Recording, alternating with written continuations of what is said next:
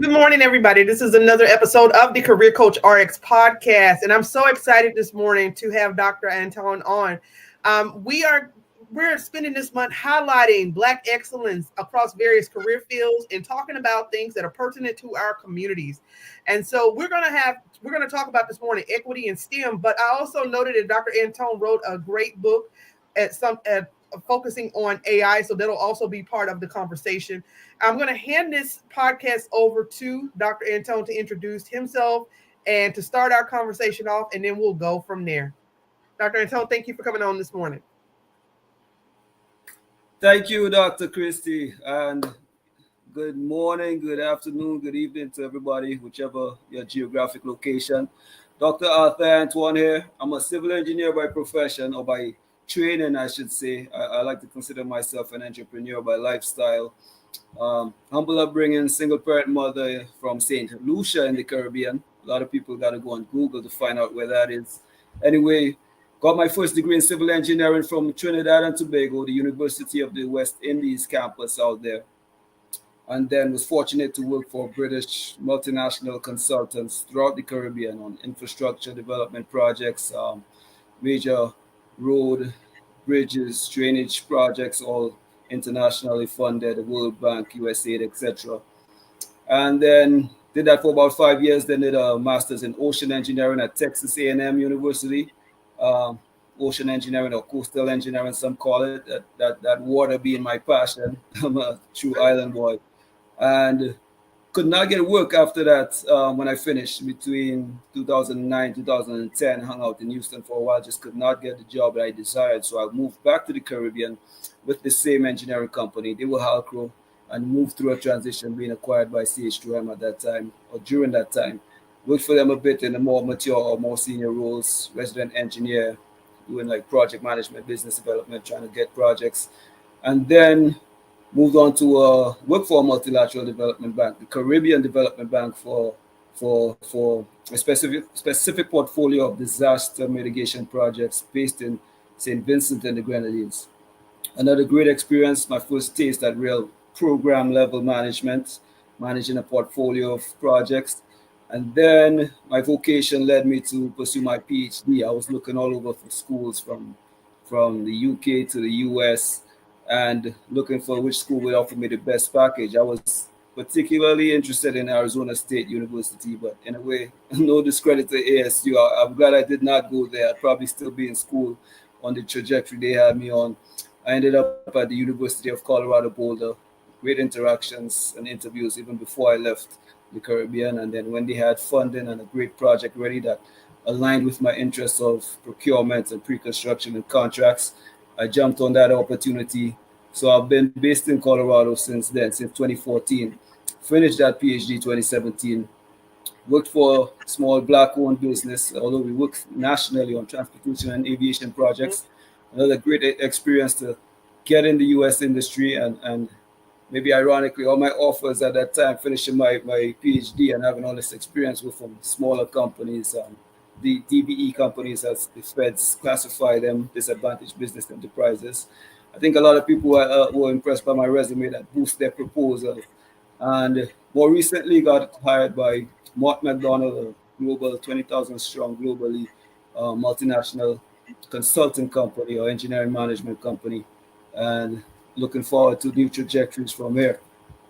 Well, one of the reasons why I wanted to have you on the show is because as a career coach, I want to make sure that individuals who my clients, even though I focus on the social impact industry, I'm also an educator. And I want to make sure that the young people who listen in, that they also have an opportunity to be exposed to different and diverse career fields.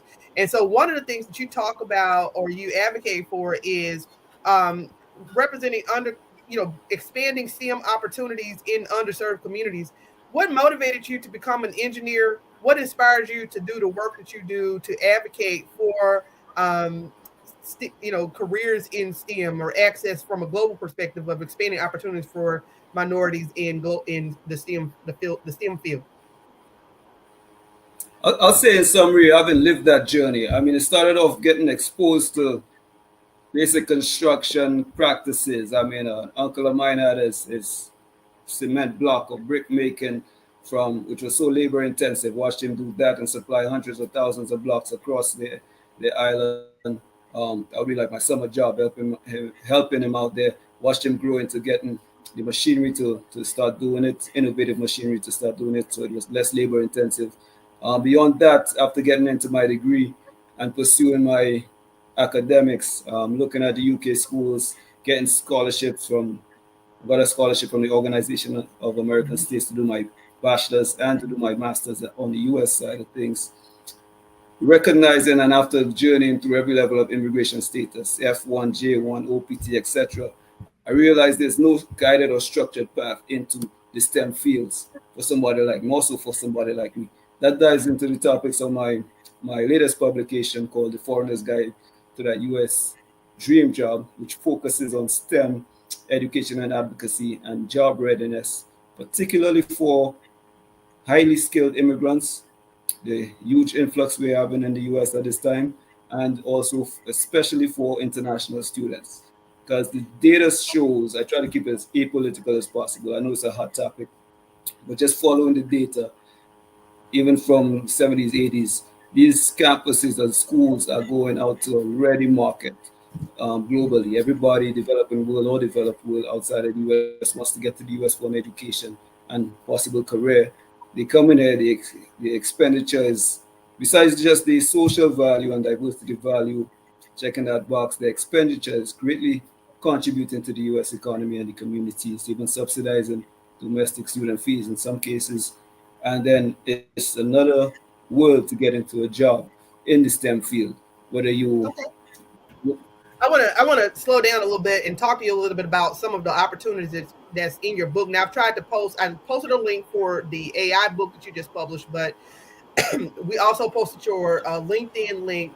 But I want to just spend a second talking with you about those opportunities for students. Let me give you a few statistics. Now, we're specifically focused on the global Black community in celebration of Black History Month, and I don't know if the work that you do just is more diverse than that. But I'm going to give you some statistics pertaining to the global Black community. In the United States, Black people represent about 9% of the STEM workforce in the United States. Now, in the UK, only about 1.2% of engineering and technology professionals are Black. Black women, they make up less than 2% of the computing workforce in the United States. Here's some statistics from Nigeria. Nigeria has one of the highest percentages of Black STEM graduates, with over 50% of all graduates studying in STEM fields. In South Africa, only 5% of professional engineers are Black. And then Black individuals are underrepresented in leadership positions within the STEM industry globally. So when you talk about the work that you're doing in terms of supporting migrant communities to come over to work in the U.S. and the opportunities available, I kind of want you to give some background on, like, did you receive any scholarships, or what do the scholarship opportunities look like for students who are wanting to come to the United States and study in STEM? I'm glad you had that data readily on call, man. That really shows one of my motivations, which is global, to improve equity in STEM.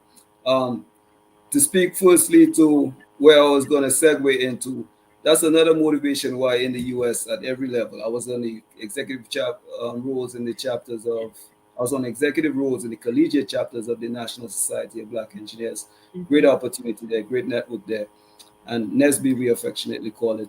I even moved up into serving as vice president of the Denver Professionals chapter of the National Society of Black Engineers. I'm still on the executive now, post being vice president as corporate sponsorship liaison, where I try to engage the private sector to, besides just signing the check, tangibly engage you with our membership, join our meetings, show up at our outreach events when we go into the high schools to promote STEM education and advocacy, stuff like that. And I'm even on the regional board of Region 6, this Western US region for NESB, as a parliamentarian of the Professionals Executive Board. And I love NESB. I mean, ever since I first heard NESB's mission, it resonated with me, which simply is to increase the number of culturally responsible Black engineers who excel academically, succeed professionally, and positively impact the community. How could that not sell in terms of boosting Black excellence in the US? Now, on the international stage, there are a lot of opportunities. I, for one, in my local context of the Caribbean, was chasing every Chevening Scholarship, UK Commonwealth Scholarship, everything offered through and via the Ministry of Education in my demographics. So on the international stage, I would say you can look at particular schools you're interested in, get in touch with admissions advisors, or just peruse the school websites to see what they offer in terms of funding or scholarships, especially for international students.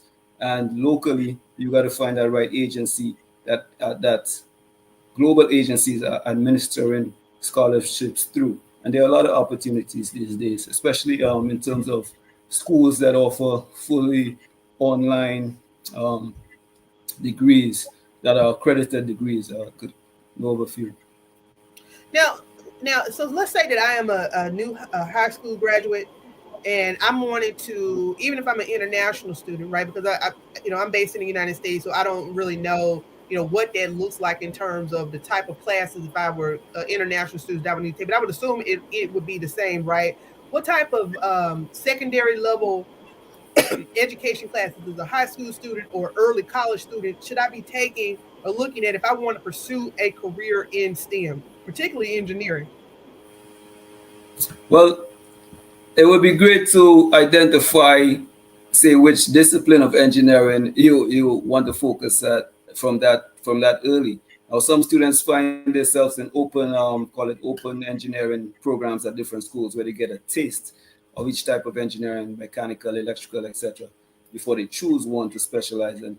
But from the high school level, looking to make that transition, I always advocate that they, and even via their call it career or technical education teachers or counselors, they seek that advice. They seek out if there's a local NESB chapter in their community or their state, seek out whether it's an ASCE, American Society of Civil Engineers, and try to get in touch or bridge that gap and find out and meet professionals in industry and ask these similar questions for these specific engineering roles that they might want to learn more about or get into for a full degree. In terms of general preparation classes, everybody knows mathematics is indispensable. And that's a whole Yeah. other world, the fear of mathematics and how people excel in mathematics. But that's indispensable. The sciences, or most engineering fields are heavily focused on the hard sciences, whether it's physics, there's biomechanical engineers now. That's a mix between the mechanical, physical or technical disciplines and biology, etc. So it's vast and wide, but I think, and for me, that's why I feel always obliged to be in these nonprofits like NESB and advocating and volunteering and taking on volunteers at any level, mentoring them one on one. Is that I feel like if I had that kind of mentorship from earlier on, I would be a long way in my career earlier on. So, Dr. Antoine, you talk a lot about mentorship, the importance of being a part of not just we have organizations based here in the United States, but also making yourself a part of that global community, right? And opening yourself up to those opportunities. Now, even though we're talking about the STEM piece, you also possess a number of professional certifications. And one of them that I definitely want to ask you about is project management, because see, that is something where across different diverse career fields, whether you're in STEM or you're in training and development and education like myself, that is something that you can get into, a certification that you can get into that will definitely set you apart from other people. It'll set you up for a great salary. And I noted here in your bio that part of your research focuses on specifically what it states is the collaborative methods of procurement and project delivery. Now, you're doing this based on your area of interest, but again, project management is it's a global skill, right? But particularly for engineering and the type of work that you're doing.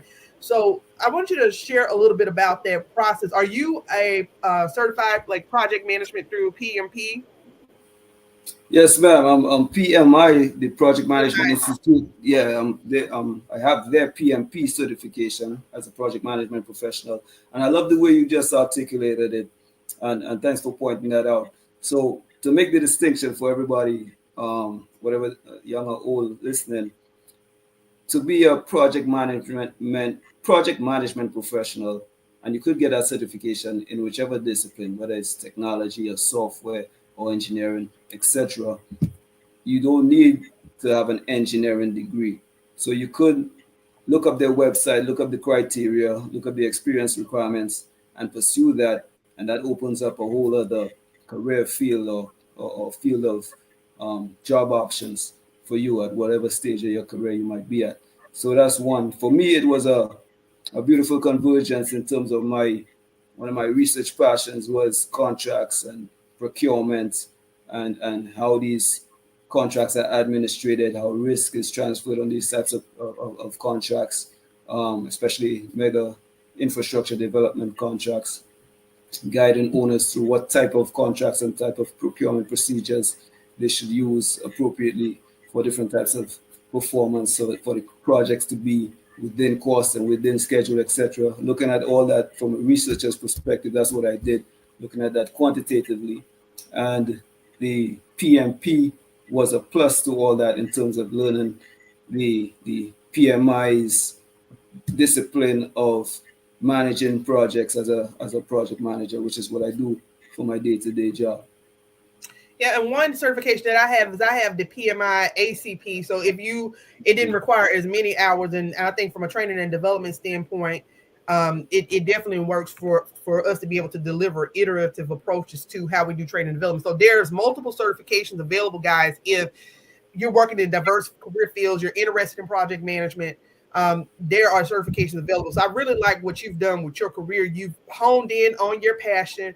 You're using that passion to support, a level of advocacy and exposure for other young people. People are interested from an international perspective in pursuing opportunities in this underrepresented area of STEM. But then I also want to transition here, and I want to talk a little bit about something that's overwhelming everybody, which is a little bit about AI, right? You recently published a book, AI, Activate Your Imagination and Amplify Your Intelligence. What inspired you to publish that book, and what are some key takeaways that you hope readers will gain from that book? And then I just want to transition this conversation to really just talk about this thing of AI, right? And what role is it playing in your current day career field? Yeah, this thing called AI, this phenom. So really and truly, the book started from maybe me just being the academic. A lot of people within my demographics, US and international, were reaching out, calling, texting, have you tried this? Have you seen this system, or what's this about? And that's where it all started, exchanging casual chats, exchanging screenshots, whether on computer or phone. And I realized that the pace of development of that technology was really leaving behind entire demographics for various reasons, whether it's socioeconomic reasons and people don't have access, or people are just late digital learners. Even as far-fetched as people just being superstitious or reluctant to dive into it. That's what motivated my book. And I really intentionally wrote the book. There's so many complex AI books out there. I really wrote it as I call it a beginner's guide, just to show anybody what a basic AI system. I focus on ChatGPT for that book when there's so many other options out there. I just try to show them that it's here. It's not going anywhere. You can access it from anywhere in the world right now, for your phone or for your computer. Dive into it, learn it for yourself, critique it for yourself, try it out, and see how it could improve even simple daily tasks for you in your whether it's in your job or your business, if you're an entrepreneur, etc. So if I were to read this book, or if I were interested in buying this book, what are 3 takeaways that I would, tangible things that I would learn from the book, right? Besides dispelling the myths that are associated, because sometimes when you deal with religion and other factors, people are like, oh, that's the end of the world type stuff. I don't want to be involved in that. But but what can I expect are tangible skills that I'll be able to take away from using your beginner's guide? I think the first thing you recognize is that you could ask it anything. You could ask these AI systems. They're designed so you could just simply say hello. Ask a simple question. As ridiculous as how to tie my shoelace, to as complex as in the book. With the ode to my deceased mom, who was a caterer, I asked it how to prepare whatever kind of cake recipe, and it spits it out almost instantaneously, right? So it's really just exposing people to that. Even in the book, I expose people that it's available and it could read and access almost virtually any language, spit it out in any language that you input or desire to output. So in another sense, it could create um, greater collaboration or connectivity amongst different language speakers. Even to digress back to the international students or highly skilled migrants that I mentor, when I introduce them to that, some of them who are not native English speakers, they are blown away like as to how they could quickly and simply improve their English speaking skills in like an email or in written format, just to convey simple terms. That's some of the main takeaways about it. Really, again, just to tell everybody to dive into it. I mean, some people are different levels of the exposure to AI. Some people are way advanced into it. Some people have never. It's been around. Some people are still reluctant to touch it. So it's really just encouraging everybody to level out the playing field and get ready for what more will unfold. Because I really feel even at this stage of AI developments we are now, it's really probably, how to say it, maybe the worst AI we will see. We'll see a lot better AI in the near future, capable of doing a lot more. Yeah, I mean, I'm very fascinated with it. I would say it has been transformative for me. Now, I'm a career coach, and one of the things that I have to tell clients is like, hey, you can use Chat GPT to help write your resume, but I'm telling you, you got to make sure that you're editing it. Now, the employers are getting smarter, right? Because it'll spit your resume. I've seen people's resumes get rejected because they're just using AI systems to write them. And so, which for me as a career coach is going to always be beneficial for running a business, right? You like, you can use that stuff as a tool, but a good old handwritten resume is never going to be undefeated, because it takes me literally hours to put together a quality resume because I'm telling a story, right? But for some people, if you don't have any basis or idea like how to put together a resume or basic format, Chat GPT is a good start. But I would never say put together your resume and submit it to a professional organization with just solely, AI. Um, Right. so it's very beneficial, in terms of giving you foundational skills. I use it all the time when I'm coaching clients. Like I'll get it to spit out some sample interview questions and work with them on that.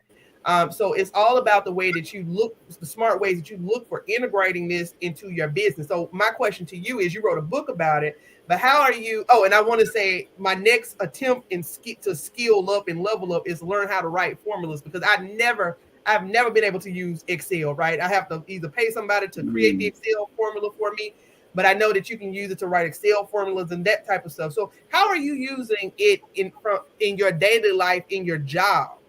Are you using it in your job capacity right now, or are you more focused on just kind of like integrating it into your daily life?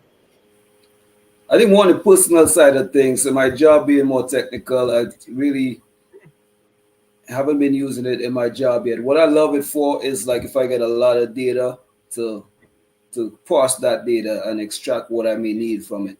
Working with maybe on the personal side of things, trying to extract a list of emails or a list of names from a large document or something like that. It's quicker doing that for me.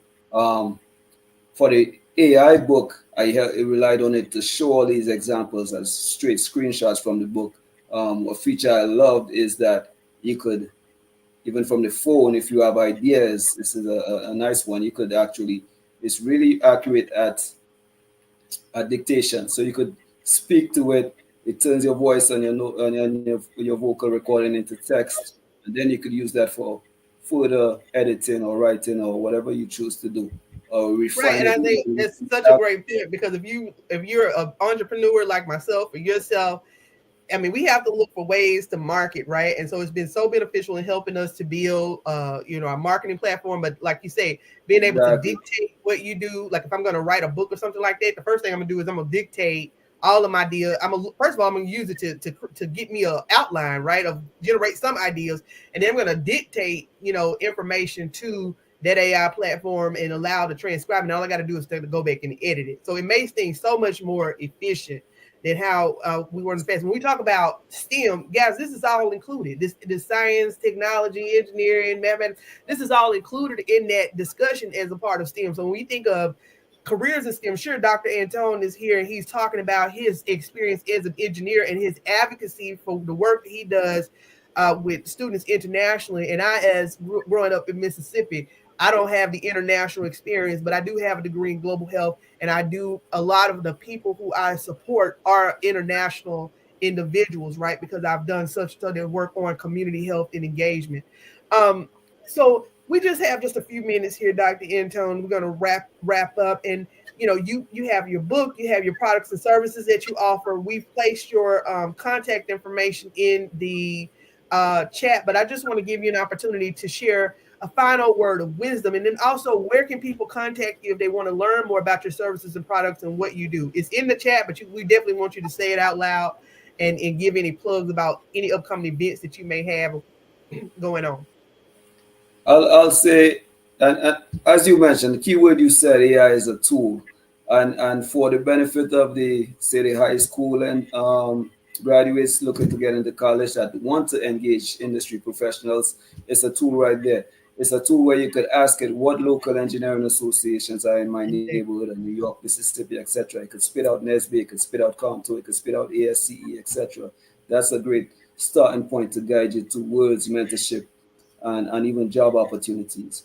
The word I'd like to say in is that getting thrust into this world, learning all now the different the EU AI Act, what's going on in terms of policy in the US, even recognizing policy implementation or adoption might be slow for the developing world, is that I feel humanity has to lead the development of AI, and there's great models of that. In terms of AI and AI developers, where you find products coming out that facing lawsuits and lack equity and have bias in them, I feel they just pushing the boundaries of developing the product and maybe afterwards thinking of, oh, this product is biased, we should take it off the shelf or stuff like that. I think people think it might just be a hands-on problem, like you mentioned, to just write the resume for them. But it's going to inevitably always need that human input and should be led by the humanities in terms of equity in any sector. The last thing I want to push people on is just to continuously learn. Use AI as a tool to continuously learn faster, if you want to call it that. And as the book says, amplify your intelligence. The biggest event on my radar in terms of planning and eagerly looking forward to is locally in Denver, Colorado. We're hosting our biannual. We only do it once every 2 years when we exchange or hand over the executive leadership. It's our National Society of Black Engineers Denver Professionals chapter. We're closing off Black History Month on the 24th, downtown gala event, great venue with our Black History Month, or we call it We Are Black History Banquet. So if anybody's local or wants to fly in, we got tickets available and looking forward to connecting. Easiest way to connect with me is on LinkedIn. Okay. Hey, we were so excited to have you guys on today, guys. Dr. Antoine is part of our series this month where we're talking about Black excellence, and we're featuring Black professionals and entrepreneurs. And we're talking about some of the issues within our communities. Like I say, the Career Coach RX podcast, we are a career coaching focused podcast, but I do think that it's important when you build a platform that you also incorporate your passion in that, and mine is social impact. Speaking of social impact, on February 24th from 10 o'clock to 12:30, we will be hosting the Black Health Summit live. You can register for that. We have the links posted all over our social media. You can find us across multiple social media platforms at Career Coach RX, or you can, we go by Career Coach RX as part of the coaching piece, but everybody knows that the name of my business is WORxK Solutions LLC. So you can find us on careercoachrx.com as well as WORxSolutions.com. We look forward to seeing the many great works that you do, Dr. Antoine. Thank you so much for coming on today. We've shared your information across our social media platforms, and we wish you the best in whatever you continue to pursue. Thank you, Dr. Taylor. Take care, everybody. Signing out.